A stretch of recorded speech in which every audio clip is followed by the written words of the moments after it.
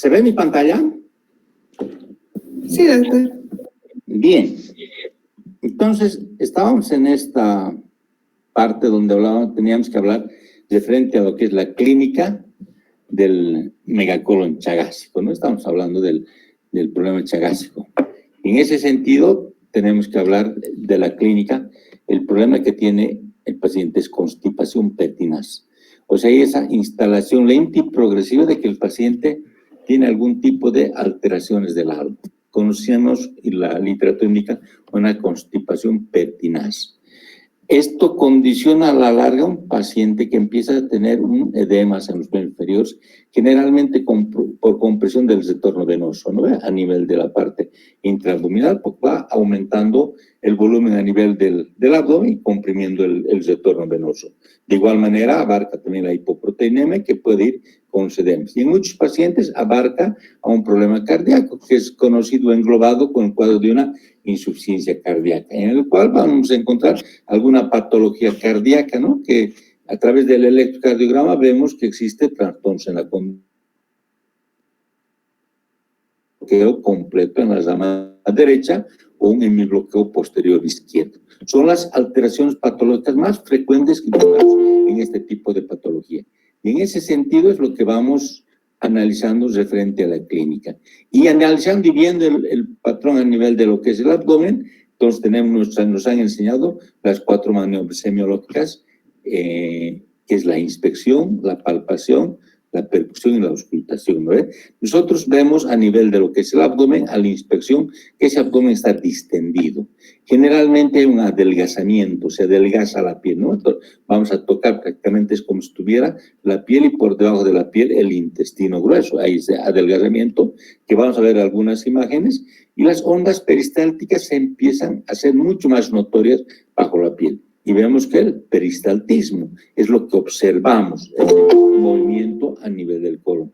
Pero cuando auscultamos, se ausculta ruidos hidroaéreos. Entonces, vamos a ver nosotros ese peristaltismo, eso que está reptando bajo el abdomen, ¿no? O sea, bajo la piel en el abdomen. Entonces, eso es lo que se logra ver a la inspección por la gran distensión que tiene este paciente y la constipación que va llevando a este tipo de alteración. A nivel de lo que palpamos el paciente, entonces, a veces encontramos que este adelgazamiento todo se ha traducido porque existe un acúmulo de materia fecal. Y esa materia fecal va a darnos como si tuviera una consistencia como de piedras dentro de esa consistencia pétrea, debido a la materia fecal que se ha ido endureciendo permanentemente. ¿Qué hacemos nosotros para llegar al diagnóstico, por ejemplo, de esa impactación fecal? Tenemos que hacer siempre un tacto rectal. Y dice la literatura, quien no mete el dedo, mete la pata, ¿no? Entonces, generalmente hacemos primeramente la observación en la región perianal, posteriormente introducimos el dedo y decimos esfínter y anotamos el tono, esfínter de tono normal o hipotónico, y después entramos a la ampolla rectal. Y en la ampolla rectal el dedo de guante choca prácticamente con la cabeza del fecaloma. Hablamos de cabeza porque es como en ginecología, cuando ustedes pasen clases o en la parte práctica del siguiente año de ginecología, van a tactar la cabeza del feto, al ser un tacto vaginal, ¿no ve? En este caso, en el tacto rectal, palpamos la cabeza del fecal, que es totalmente dura, ¿no? Está totalmente endurecida. Y es muchas veces, así como les decía, se va notando este adelgazamiento de la piel, está totalmente distendido, y aquí tenemos la protrusión. Como hernias, generalmente va separándose los rectos anteriores. Se van separando a ambos lados y va produciendo lo que conocemos con el nombre de diástasis, ¿no? La separación. Porque si hablamos de hernia, tiene que haber 3 componentes. Tiene que haber el anillo, el saco y el contenido. Lo que no existe acá, ni anillo ni saco, ¿no? Entonces, es realmente lo que se separa los rectos acá y se va mostrando una diástasis de los rectos. Esa es la clínica que manifiesta, ¿no? Y referente al diagnóstico, ¿qué vamos a hacer? Generalmente buscamos, si es chagásico, una positividad por estudios de laboratorios y hacemos 2 pruebas serológicas. Esas pruebas serológicas generalmente están basadas en el test de inmunofluorescencia, el TIF. El TIF es una prueba de inmunofluorescencia y el HAI, la hemoaglutinación. Esas 2 pruebas serológicas nos van a dar alguna positividad de enfermedad de Chagas, ¿no? Eso es lo que vamos a ver. Pero si en algún caso tiene alguna duda, algo, recurrimos a una tercera prueba, que es la Western Blot. Con esta prueba, entonces, tenemos ya un diagnóstico de que el paciente es portador de enfermedad de Chagas. Y, por supuesto, que ha conllevado, después de tantos años de patología, a un megacolon de etiología chagásica con la clínica que hemos manifestado, que es la constipación pertinaz permanente que está llevando, puede avanzar con un cuadro de una impactación fecal y un cuadro cardíaco, ¿no ve? Eso es lo que va condicionando. Y esa distensión del colon que va teniendo hace que exista algún tipo de inflamación a nivel del meso, del sigmoides, que es el generalmente más se dilata, más existe megasigma y existe esa mesenteritis de Pratt, ¿no? Y ahí el colon está como bailando, ¿me entiende? Cuando tiene un despeño de aceite o mucha materia fecal, puede lograr darse una vuelta en sentido antihorario. Y eso se conoce con el nombre de Volvo. Entonces tenemos esa positividad de la enfermedad de Chagas, ya diagnosticamos una enfermedad de Chagas. ¿Qué más podemos hacer? Una rectosigmoidoscopía. Su nombre dice rectosigmoidoscopía. Entonces, tenemos ahí el rectosigmoidoscopio rígido, ¿no? Y existe también uno flexible, que es acompañado con el colonoscopio. El rígido es el que nos sirve generalmente para hacer descompresiones endoscópicas en aquellos volúmenes sigmoides. Tenemos 32 centímetros que vamos a introducir y a veces está a los 20 y tantos centímetros la roseta de torsión. Y se puede descomprimir con una sondita fina, se hace la descompresión y prácticamente sale el gas, logrando hacer una descompresión endoscópica. En el cual, con este aparato, vamos a mostrarnos el recto, o sea, la ampolla rectal, y generalmente es amplia. Eso es lo que ya nos muestra, es una amplitud de la ampolla rectal que se continúa con un megasigma. El sigmoide es bastante elongado, grande, es el que tiene mayor predisposición, porque es la parte más libre del colon y es el que más se desarrolla a veces. De igual manera, vamos a ver el colon transverso, que va cayendo inclusive hasta, en las mujeres llega, por ejemplo, hasta chocar incluso con el útero, ¿no? Entonces, desciende tanto el colon transverso. Se puede tomar una radiografía simple de abdomen, como hemos visto, en la cual podemos ver dilatación colónica.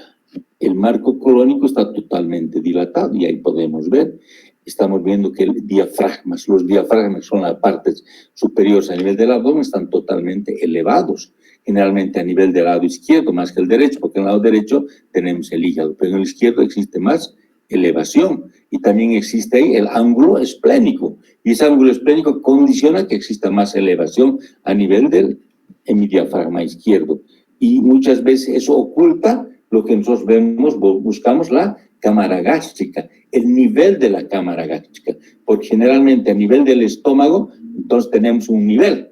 Ese nivel es porque tenemos en la parte baja del estómago líquido y en la parte alta aire y ahí forma un nivel como un cuadro obstructivo. Entonces, hace desaparecer muchas veces el nivel de la cámara gástrica este colon izquierdo que está totalmente lleno de gas líquido, ¿no? Posteriormente podemos también hacer otro método de diagnóstico por un colon por enema. Queremos ver todo el marco colónico. Vamos a colocar un contraste por el ano y ese es el vario, que va a dibujar prácticamente todo el colon y hacemos doble contraste en el cual introducimos aire. Y vamos a llegar primeramente a ese enema de vario con maniobras, con movimientos. El paciente queda parado en la mesa de rayos X y el radiólogo va haciéndole rotar al paciente para que ese medio de contraste vaya avanzando primeramente del colon sigmoides, pase por el descendente, llega al ángulo esplénico, hace girar en sentido de ponerlo lateral al paciente con la misma mesa que están a través de una fluoroscopía, está observando.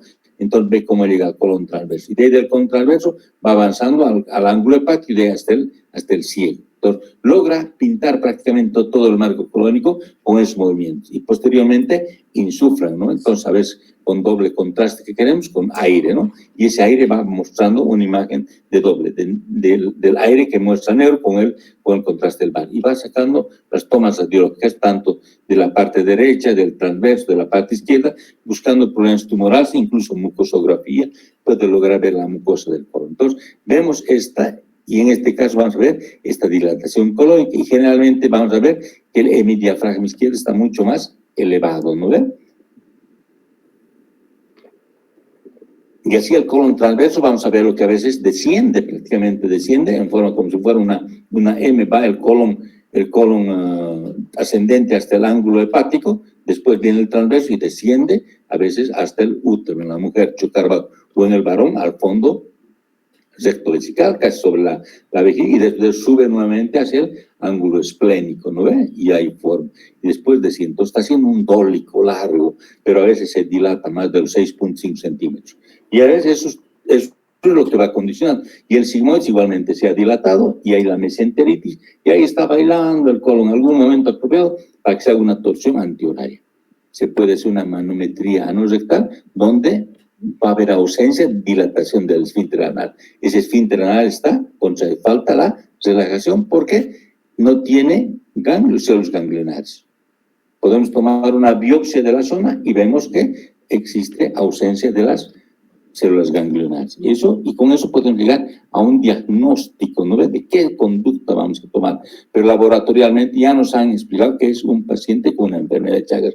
Y viendo el aspecto a nivel local del colon, vemos que sí ha sido tomado el colon en ese sentido por una zona de ganglionosis. Ahí tenemos un paciente en una cama del hospital y vean cómo está totalmente distendido su abdomen. Son pacientes, miren la cantidad. Si vamos a ver hacer las mediciones de la parte visital, vemos que es totalmente desnutrido, son pacientes nutridos, hipoproteicos, con los pies hinchados, con la barriga bastante amplia, porque es la gran dilatación del colon. Y muchas veces esto es puro colon sigmoides. ¿Y dónde está el obstáculo? El obstáculo está en la parte baja, a nivel del recto, la zona ganglionósica, el problema obstructivo funcional que se presenta. Y en el acto operatorio encontramos a veces estas grandes dilataciones del colon sigmoide. Estamos sacando ese colon sigmoide del dilatado y es largo. Son prácticamente bastante largos y dilatados el colon. Entonces tiene que ver, este colon sigmoide es viable. Estamos rosados, es un colon que simplemente tiene una torsión de poco tiempo, pero algunas veces encontramos totalmente necrosado. ¿Qué es lo que se busca en el tratamiento? ¿Cuál es el objetivo en este caso? El objetivo de esto. ¿Cuál es el objetivo de hacer? ¿Qué es lo que vamos a hacer? Es resecar la porción colónica dilatada. Tengo que resecar. ¿Por qué? Porque no puede entrar más a la cavidad abdominal. Una vez que he abierto, en este paciente no voy a poder volver a metérselo a ese colon. Es imposible. No va a poder entrar directamente. Entonces, tenemos que hacer la resección de la porción colónica dilatada, junto al máximo segmento gangliónico. Hay que tratar de bajar lo que más se pueda. O sea, por eso, si nosotros dejamos muy largo el recto en la parte superior, unión del colon descendente con el recto, a los 2 años con seguridad tenemos nuevamente una recidiva. Anteriormente, ¿qué hacían nuestros profesores? Hacían operaciones en un tiempo. Venía el volvo y eran tan expertos que en 1 hora llegaba el paciente y cortaban, botaban y lo anastomosaban. Listo. Creían que habían solucionado el problema, pero no. A los 2 años volvía a regresar el paciente porque tenía el mismo problema. Igualito venía, porque el segmento gangliónico no resecaba nada. Entonces, lo que se quiere es que junto al máximo segmento gangliónico se pueda ver, para restablecer esa continuidad intestinal. Entonces, reseca la porción colónica dilatada, se reseca un poco más, lo máximo que podamos, del segmento gangliónico para restablecer esa continuidad intestinal.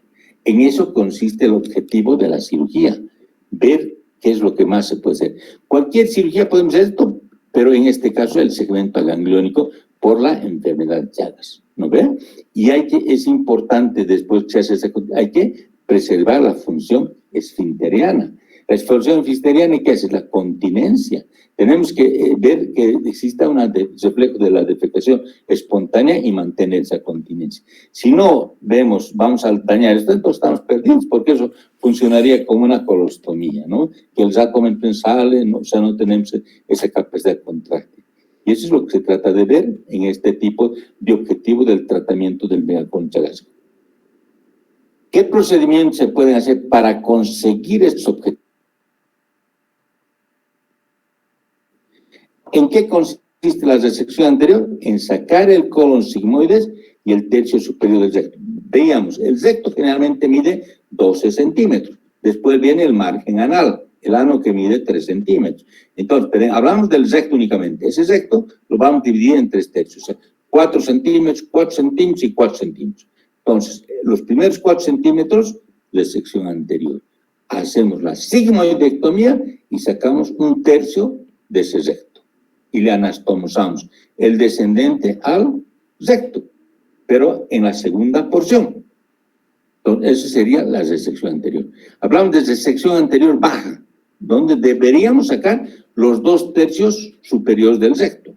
O sea, solamente 1/3 quedaría dentro del paciente y anastomosaríamos ese colon descendente al tercio que está quedando del recto. Y ahí sabemos conocer con nombre de resección anterior baja. La operación de Duhamel es como hacer una operación de Hartmann. La operación de Hartmann, ¿en qué consiste? En hacer sigmoidectomía, o sea, resecamos todo el sigmoides, retiramos el sigmoides, cerramos el muñón rectal y hacemos colostomía terminal en flanco izquierdo. Es lo que hacemos. Pero es lo que se hace más o menos. En una Duhamel hacemos eso. Pero ese colon descendente lo voy a anastomosar hacia la parte más baja, cerca a la línea pectínea. O sea, voy a hacer una anastomosis retrorectal, por detrás del recto. Eso se llama Duhamel. Y Haddad, este autor, ha incluido que le hace una colostomía perineal. A ver, vamos a verle en ese sentido. Miren este aspecto. La operación de Duhamel es esta, donde este colon descendente lo bajamos, lo exterior, prácticamente vamos a llegar y hacemos una anastomosis en la parte baja. Esta es la operación de Duhamel, que es decir, el recto hemos cortado en la parte donde se puede y se lo sutura, se lo cierra este recto. Pero el colon, en vez de anastomosar aquí arriba, que quedaría muchos de segmentos que está gangliónico, se lleva hacia la parte más baja. Aquí estará la línea pectínea, la línea que está uniendo el cambio de epitelio entre el ano y el recto. Y casi por encima de esa línea pectínea, esta anastomosis que a veces es alcanzable. La anastomosis. Entonces, se hace una anastomosis lateral a nivel de lo que es el recto. Este colon descendente lo estoy anastomosando. Pero esto es difícil hacerlo a mano, o sea, hacer con puntos. Entonces, para esto usamos stapler. Entonces, el stapler introducimos por el ano y hacemos colocamos el otro can del stapler y unimos. Y aquí hacemos la anastomosis, el disparo, con puras grampas. Entonces, hace la anastomosis redondita, circular, pequeña. Pero eso queremos ampliarla. ¿Y cómo ampliamos? A través de otro stapler también, que introducimos una hoja a este lado y otra hoja y hacemos un corte y cerramos prácticamente con stapler. Entonces queda una anastomosis redonda, medio redonda, pero con una apertura hacia la parte superior que es abierta. Entonces queda un vaciamiento mucho más amplio, donde prácticamente la materia fecal va a vaciarse y va a lograr eliminar el paciente. El lugar de segmento gangliónico, si es esto, ya queda menos inclusive porque la anastomosis es muy baja. El autor dice, en ese sentido, ¿puede lograr quedarse aquí materia fecal? Sí puede lograr quedar, puede hacer, digamos, algún tipo de fecalomacal, pero es mucho más fácil de resolverlo. Entonces, él así dice, en vez de anastomosar este colon por este orificio que he hecho, lo voy a bajar y lo voy a llevar hacia el ano y va a salir por ano. Y acá el autor desciende prácticamente el colon y saca a través del ano en la parte baja. Está haciendo como si fuera una colostomía perineal. Prácticamente está siguiendo allá. No hace ninguna anastomosis, simplemente un orificio y por el orificio baja. A los 10, generalmente 10 a 15 días, procedemos a la cirugía de recorte de esta parte. Y ahí sí ponemos puntos, ¿me entienden? Hacemos una cirugía en la parte perianal, donde vamos a recortar todo este segmento de intestino que ha sido expuesto prácticamente con el ano, con todo. Va a marcarse la parte donde es viable y la parte donde es viable, donde vamos a poder nosotros resecar y suturar. Hacer la sutura aquí en la parte inferior, a nivel de lo que es la unión de la línea pectínea. Ahí vamos a suturar prácticamente, por colocar puntos. Entonces queda fijo y queda bien. Entonces, este es el autor que dice, por eso se llama Duhamel Haddad, ¿no? Eso es lo que se ha visto en ese sentido. Y eso es lo que hablamos de la técnica, ¿no? Operación de Duhamel Haddad. El otro es Duhamel. Las dos técnicas. Después se hace una rectosigmoidectomía con anastomosis coloanal. Entonces, en el cual van a sacar todo el sigmoides, como en nosotros igual como ser, pero le sacan todo el recto. No le dejan ni un tercio, para que sacan todo el recto. Solo quedaría la sección, la parte de la parte anal. Entonces, anastomosan el colon descendente, ese colon descendente al ano. Igual se hace con stapler, ¿no ves? Ahí abajo, la anastomosis abajo. Entonces, está haciendo una pero hacen una anastomosis a nivel del ano. En otros casos hacen colectomía total. Todo el colon, a veces todo el colon está dilatado, está elongado y prácticamente está todo totalmente, no va a entrar a la cavidad abdominal. Es mucha dilatación muy importante. Entonces hace una colectomía total. Todo el colon se saca, queda el ilion terminal. Entonces anastomosan el ilion terminal al recto, porque están sacando todo el colon. Están sacando el colon derecho, o sea, el colon ascendente hasta el transverso, el colon izquierdo el transverso, más el descendente y el sigmoides. La unión sigmoides rectal ahí se corta. Entonces queda el recto, y hacen una anastomosis iliorectal con asa pouch. Pues, entonces, a nivel del ilion se puede hacer una especie de reservorio, dando una vuelta, ya sea en W o en J, se hace una asa pouch. Son esas pouch que se les fabrica, ya sea en J, en doble J, W que llamamos, ¿no? Entonces pueden hacerse estos tipos de pouch, son reservorios. ¿Para qué? Porque el contenido líquido que viene va a ir dando vueltas a nivel de las pouch y recién va a llegar al recto y pasa.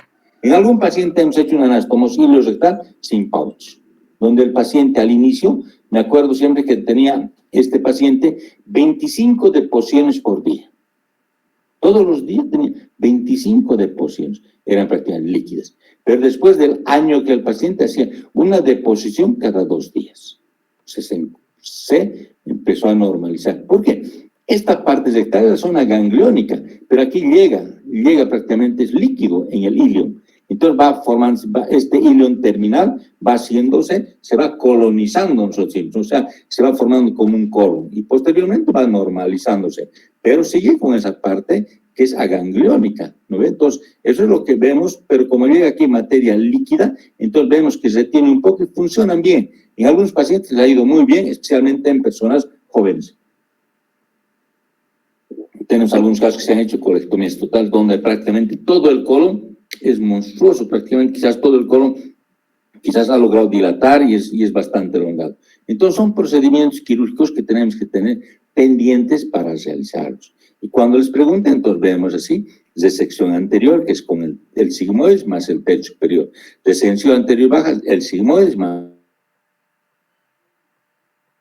es una anastomosis retrorectal, y la Duhamel Haddad, la que hace la anastomosis, pero como una colostomía perianal, baja hasta abajo. Y la rectosigmoidectomía es anastomosis del colon al ano directamente, o una colectomía total donde hace anastomosis del ilion al recto, ¿no ves? Directamente iliorectal. Pueden ser con asa pouch o sin pouch. Entonces son las técnicas que hoy en día se están manejando más para este procedimiento de la enfermedad de Chagas. Ahora hay megacolon secundario. Habíamos hablado del primario adquirido. Esto se lo adquiere secundario. Igualmente como el otro, la enfermedad de Chagas es adquirida, pero es primaria. Entonces, hablamos de un megacolon idiopático, o sea, de causa no conocida, puede ser agudo o crónico. Agudo que se presente de un momento veloz, o crónico que es de larga data, pero es idiopático. Existe también megacolon secundario que se adquiere por enfermedades neurológicas. Hay ciertas enfermedades neurológicas que pueden conllevarnos a que tengamos un megacolon. Y esas enfermedades secundarias pueden ser, se las cita como pseudoobstrucción intestinal neuropática. Pacientes, por ejemplo, que tienen algún problema neurológico, pacientes tequeados, hacen problemas secundarios de un megacolon. Un problema a veces están con el abdomen sin funcionar. Vemos que a veces colocándole una sonda rectal se pueden solucionar, pero son pseudoobstrucciones por problemas de enfermedades neurológicas. Se está viendo en los pacientes pequeños, formas familiares, las encefalopatías que pueden darse así, enfermedad de Parkinson, una neuropatía diabética, pueden condicionar un megacolon en este caso. O sea, adquirir a causa de enfermedades neurológicas. A causa de enfermedades del músculo liso, igual, pseudoobstrucción intestinal, la esclerodermia y la amiloidosis. Son enfermedades del músculo liso. Sabemos que nos lleva la esclerodermia y todo, van a alterar a nivel de la musculatura lisa. Que también enfermedades que pueden conllevarnos a un megacolon. Causas que pueden darnos, ¿no?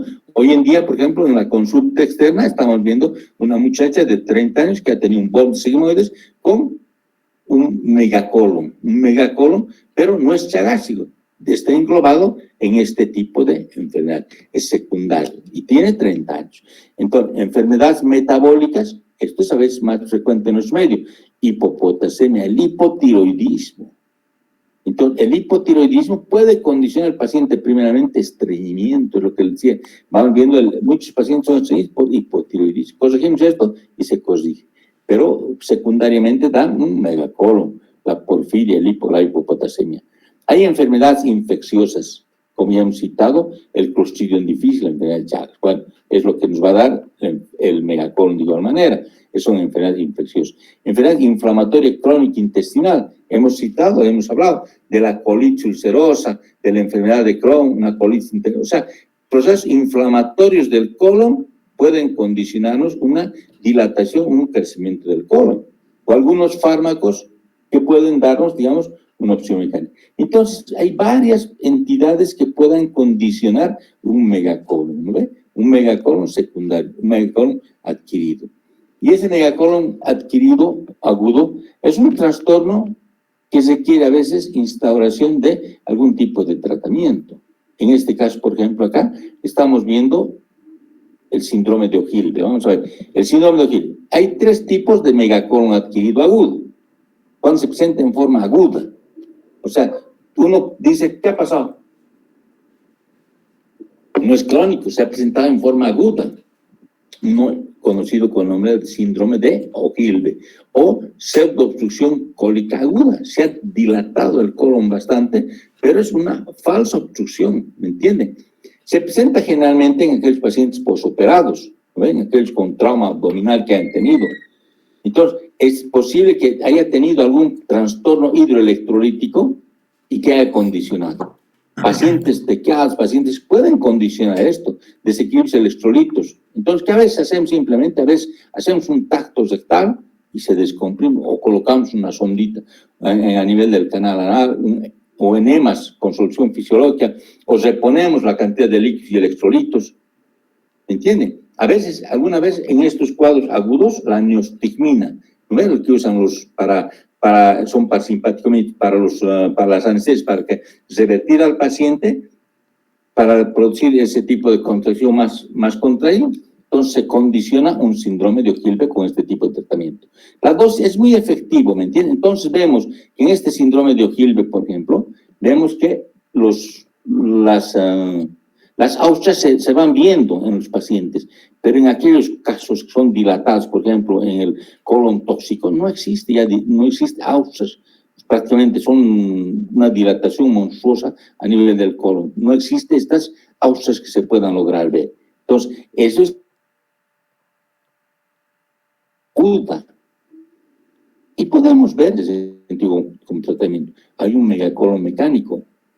Generalmente, a veces, el vólvulo es agudo, no es un megacolon que ha pasado, que se ha hecho una torsión del colon en sentido antihorario y se ha producido una obstrucción intestinal, en el cual veíamos el megacolon tóxico. Entonces, son estas 3 entidades que pueden observarse a nivel de este megacolon secundario adquirido, en el cual puede presentarse en forma aguda o en forma crónica. Esta en forma aguda o en forma crónica, consecuencia de cualquier tipo de enfermedades. Y catalogamos en forma aguda, si puede ser un síndrome de O'Hilde, donde prácticamente se ha dilatado más, pero vamos a ver las austrias, vamos a ver todo el colon, solamente una gran dilatación.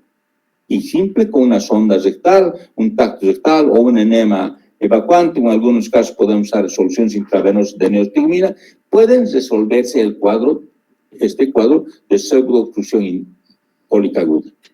En el megacolon, un volvulo, hacemos una descompresión endoscópica por un rectosigmoidoscopio. Pero en el megacolon tóxico, la conducta tiene que ser diferente. Es un megacolon tóxico.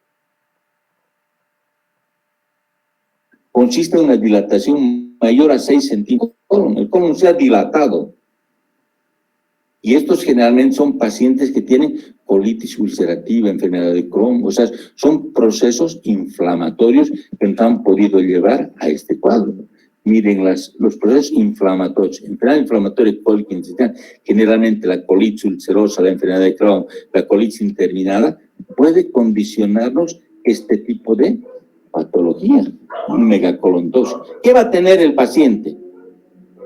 La clínica está relacionada al proceso inflamatorio, generalmente diarrea en ocasiones con sangre, fiebre, dolor abdominal tipo cólico difuso y gran distensión abdominal, o en algunos casos seguimiento, con una disminución del peristalto totalmente distendido y puede ir acompañado con trastornos de los hidroelectrolíticos, de los electrolitos y también de líquidos. Entonces, ¿qué se tiene que hacer? Empezar a reponer la cantidad de sangre. Existen criterios de toxicidad sistémica, porque esto puede ir avanzando a un problema tóxico en forma sistémica. Entonces, decimos que 2 o más criterios siguientes pueden ser aumentar su toxicidad o uno de los siguientes criterios más. 2 más 1 pueden dar este problema de toxicidad. Temperatura superior a 38.6. Si un paciente con un megacolon, con un abdomen distendido agudo, que no tiene mucho ruido, tiene fiebre por encima de 38.6, una frecuencia cardíaca que está taquicárdico mayor a 120 o una leucocitosis mayor a 10.500 con hematocrito bajo, ha bajado porque está con diarrea, con sanguinolenta, si tiene 2 criterios de acá, está yendo a una toxicidad sistémica de un megacolon tóxico. O si existe deshidratación en el paciente, hay una hipotensión que está pasando, hay alteraciones electrolíticas y el estado mental está alterado, cualquier criterio, entonces ya hablamos de criterios de toxicidad sistémica de todo el cuerpo, en el cual está entrando el paciente a un shock séptico, ¿me entiendes? Entonces hablamos que esta paciente está camino hacia un megacolon tóxico. Entonces, ¿qué puede predisponer en ese sentido? Puede predisponer algunas cosas que hacen los pacientes generalmente, ¿me entiendes? Algún paciente está tomando alguna medicación antiinflamatoria, por ejemplo, para la colitis usted está tomando la mesalazina o algún tipo de corticoides y de un momento a otro corta el tratamiento. Condiciona al paciente una dilatación aguda de ese colon y puede llegar a un megacolon tóxico. Algún tratamiento está recibiendo el paciente que le evita las diarreas o anticolinérgicos que estén produciendo o algún tipo de ansiolítico estén tomando los pacientes, pueden condicionar de igual manera como factor precipitante de este megacolon tóxico. Alteraciones hidroelectrolíticas que haya tomado el paciente muchos diuréticos. Por ejemplo, un paciente está hinchado, le dan Lasix, que tome furosemida a gran cantidad. Hace un desequilibrio hidroelectrolítico y puede condicionar. Si un paciente tiene un megacolon, puede llegar a un megacolon tóxico. De igual manera, podemos ver que algunos pacientes están haciendo estudios de colon por enema, estudios de preparación de colon por enema o usando algunos laxantes, podemos condicionar por alteraciones a nivel de la flora colónica en una sobreinfección o ya sea bacteriano o viral, porque a veces tenemos el citomegalovirus, inclusive puede condicionar esta dilatación, pero monstruosa del colon, en la cual puede llevarlos a un megacolon tóxico. Estamos viendo entonces los factores que me van a predisponer. ¿Cómo diagnostico? Una radio simple de abdomen me va a mostrar el colon transverso ascendente, más todo el nivel hidroaéreo significa cuadro obstructivo, está paralizando ese intestino y generalmente a nivel del colon, ¿no? Entonces vamos a ver a nivel del colon esos niveles hidroaéreos.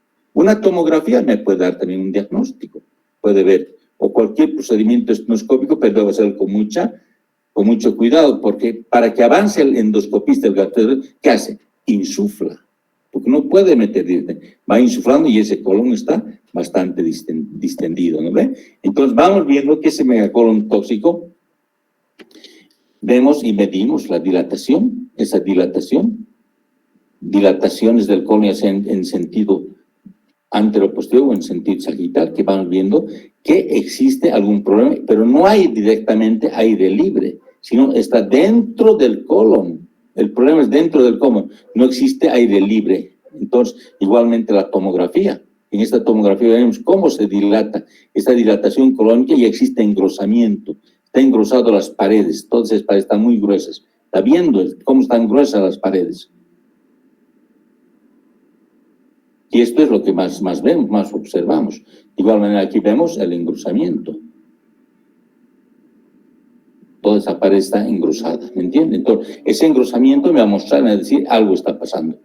¿Qué hago con ese megacolon tóxico? Ya he sospechado, he llegado a un diagnóstico de un megacolon tóxico, entonces son pacientes que deben ser tratados urgentemente y muchas veces en terapia intensiva o terapia intermedia. ¿Qué debemos hacer? Colocar sondas, una sonda nasogástrica para tratar de descomprimir la cámara gástrica si existe o tratar de aspirar el contenido gástrico, porque ese paciente puede broncoaspirarse. Esta maniobra dice que sirven en el sentido que se le hace su nombre de rolling, o sea, hacerle girar al paciente, ¿no? Entonces, a veces se hace echar al paciente en decúbito, ¿no ven? En decúbito se dice que debería rotar al paciente cada 15 minutos. Entonces, se hace lateral derecho al paciente, se le lleva. Después de nuevo se puede hacer lateral izquierdo. O sea, se le hace rotar en decúbito prono. O sea, está girando el paciente para que ese intestino esté en movimiento. Se puede colocar un sueroterapia, o sea, reponer los líquidos y electrolitos y componer el equilibrio ácido-básico. Se le pedirá una gasometría y trataremos de corregir. De igual manera, nos va a sangrar el paciente, está con deposiciones con sangre, entonces tenemos que hacer una profilaxis para la posible hemorragia que pueda tener. Entonces, usaremos bloqueadores de la bomba de protones, omeprazol endovenoso. Tenemos que evitar, digamos, que existe un tromboembolismo, porque va a formarse coágulos trombo, entonces usaremos heparina bajo peso molecular. Si el paciente, un ml por kilo de peso. Si, por ejemplo, el paciente pesa 60, entonces una heparina 60 miligramos cada 24 horas. No necesita ni control, pero sí estamos haciendo una profilaxis del tromboembolismo. Un paciente pesa 80 kilos, son 80 unidades de la heparina de bajo peso molecular, diario, cada 24 horas. Entonces, estamos haciendo una profilaxis tanto de la hemorragia, del nivel de tromboembolismo y usar antibióticos. ¿Qué antibióticos? Antibióticos para gram positivos. Sabemos que la materia fecal, 1 gramo de materia fecal tiene 10 a la potencia 13 de bacterias. Entonces, usaremos para gram positivos, para gram negativos, para anaerobios. Y generalmente, a veces tenemos el Clostridium difficile. Entonces, para eso también tenemos que usar la vancomicina. Entonces, vemos un bloque de medicamentos antibióticos que vamos a usar, generalmente con triple esquema o a veces con 4 esquemas, que para cubrir prácticamente a un paciente.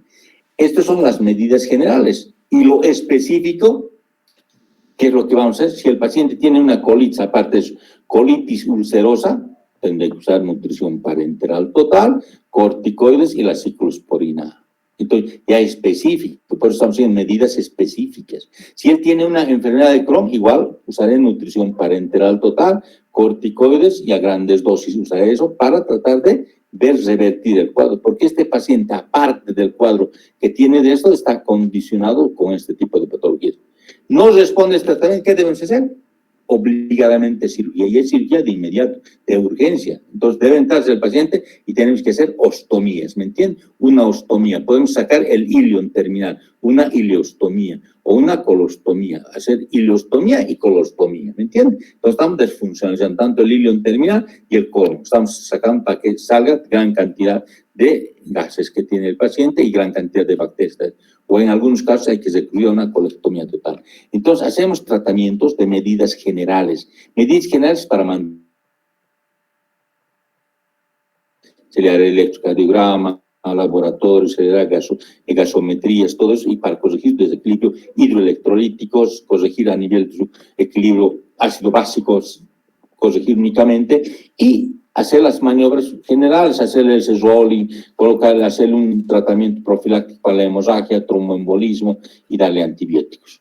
juntamente con eso podemos ver si es concomitantemente con estas patologías de enfermedades como la colitis ulcerosa o la enfermedad de Crohn, debemos usar corticoides, ciclosporina y darle nutrición parenteral, porque si no, no vamos a poder con este paciente.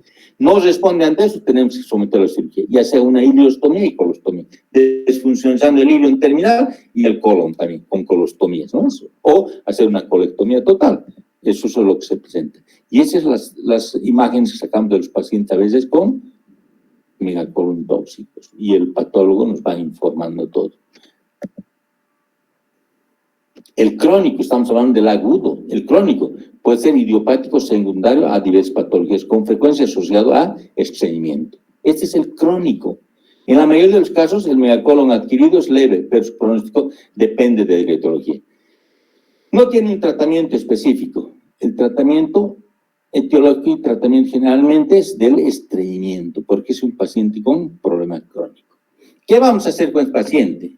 Es tratamiento del estreñimiento. ¿Cómo podemos tratarlo? Una dieta y reeducación esfinteriana. Lo que les decía, que tenemos que reeducarlo. Educar que el paciente se alimente y pueda tener un horario para ir al baño. Al inicio no funcionará, pero después con el que va a ir permanentemente en tal horario, va a educar ese intestino y va a lograr funcionar.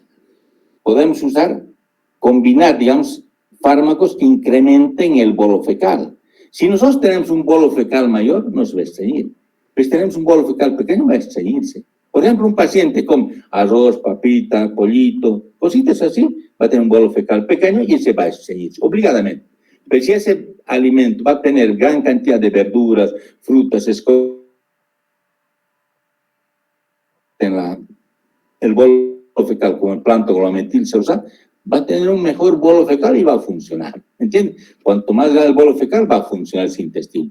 Laxantes osmóticos también podemos usar, pero no en forma permanente, sino alguna vez en el cual necesitemos, como el manitol, o algunos fármacos procinéticos que aumentan la motilidad intestinal.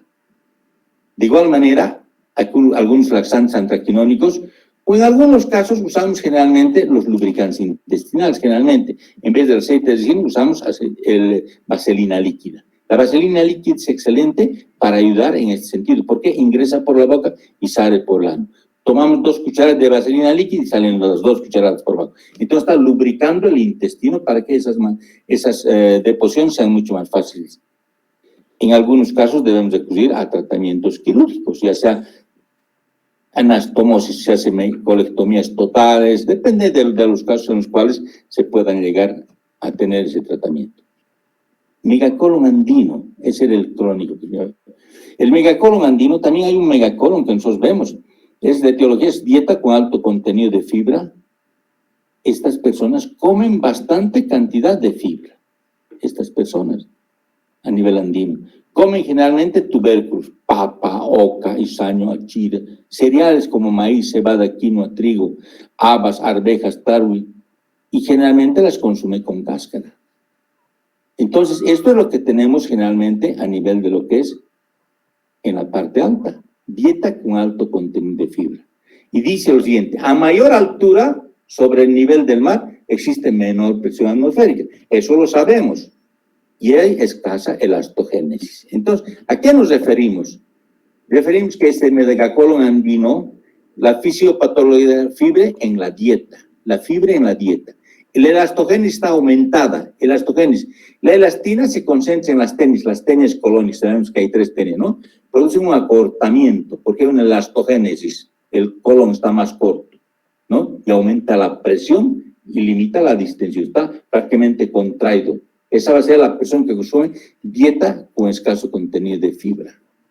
Poca fibra, entonces va a haber aumento de la elastogénesis. La elastina se concentra en las tenias colónicas produciendo acortamiento. Y ese acortamiento, lo que les decía antes, que hace, aumenta la presión a nivel del colon y puede producir los divertículos.